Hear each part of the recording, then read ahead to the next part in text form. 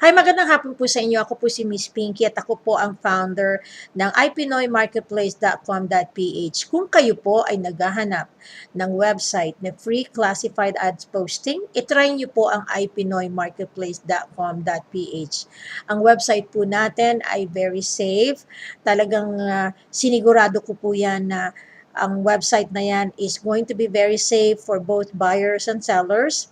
Marami po tayong mga restricted items dyan, hindi po natin inaalaw at manually po namin chine-check ang mga ads dyan. Ibig sabihin, pag nag-post po tayo ng items, chine-check po muna namin yan bago po yan mag-live. So, kung meron man kayong mga concern about that, please let me know. But again, itry nyo po ang iPinoy Marketplace. Sana po ito ay makatulong sa maraming Pilipino. Maraming salamat po. Bye-bye.